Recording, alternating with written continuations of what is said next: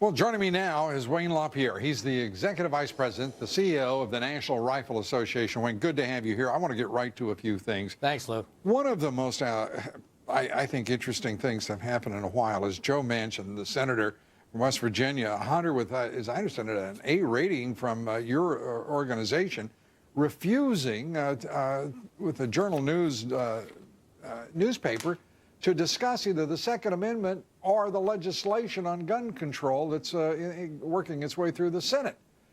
Now, how do you react to that kind of attitude on the part of a senator? Well, I don't know. I still, this whole thing has nothing to do with stopping violent crime, nothing really to do with making children safer. I mean, if they want to make kids safer, really put security in schools, police officers, armed security. If you want to make the streets safer, force the federal gun laws on the books against drug dealers and gangs and violent felons. This is simply a decade-long attack on the Second Amendment, and that's really what it is.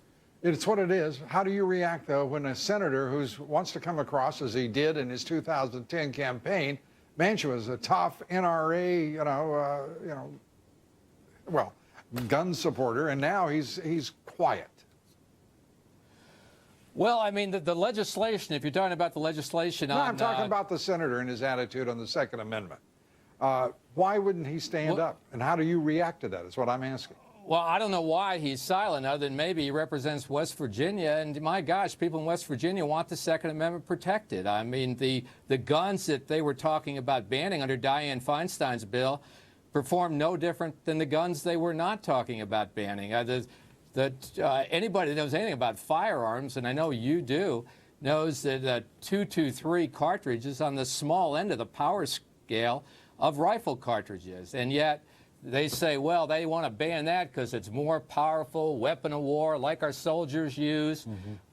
Every round deer hunters use, whether it's .243, .270, 25-06, 30-06, or bigger calibers, .308. I mean, they're all larger calibers. They don't want to ban those. I mean, gun owners know the truth.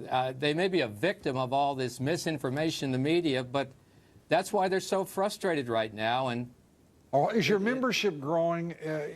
We've been reading accounts that I've taken a number, it's over 4 million right now, right?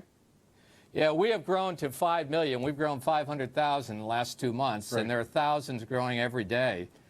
And one of the things that you said, the gun owner is going to be the victims here. At the same time, we're watching, inexplicably, without any voice from the Department of Homeland Security, we are watching another purchase of 7,000 AR-15 like rifles. We are watching 2 billion rounds of ammunition, principally 40 and 9mm. We are looking at the purchase of 2,700 light armored vehicles in the midst of, at least allegedly, 2,700 of those vehicles. What in the world is going on as the Department of Homeland Security seems to be arming up and the administration's trying to disarm American citizens? Yeah, I mean, you're going to end up, if these politicians get the way, where all those that have taxpayers' security are going to be protected, and those that have bodyguards will be protected, and the criminals will still have whatever they want. And the average law-abiding American is going to be the least capable person in society capable of defending themselves. I mean, that's where all this is leading. Well, you and I both know that it's very unlikely that it would be a calm matter to have absolutely no guns in this country. Senator Schumer, Joe Manchin, Mark Kirk, I mean, some of these names scare the dickens out of me. Senator Tom Coburn of Oklahoma, working on a universal background check. This looks to be, frankly, a very interesting, potentially Trojan horse move on the part of of Senator Schumer to build support for a universal background check that could become quite something else in a conference committee. Yeah, that's exactly right. And what it's going to end up is a registry on all the law-abiding people. We're already $1 billion into this national instant check system.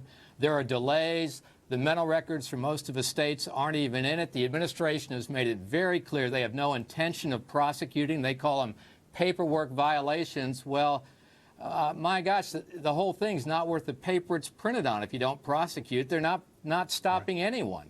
Yet they want to expand it to 100 million law-abiding people in this country put all their names on a list, and we know what happens with that. The politicians say they'll never confiscate. They said that in the UK, and then they broke their promises, and we all know what happened. Yeah, our promises are enshrined in the Constitution. I'll stick with those promises. I don't need any others.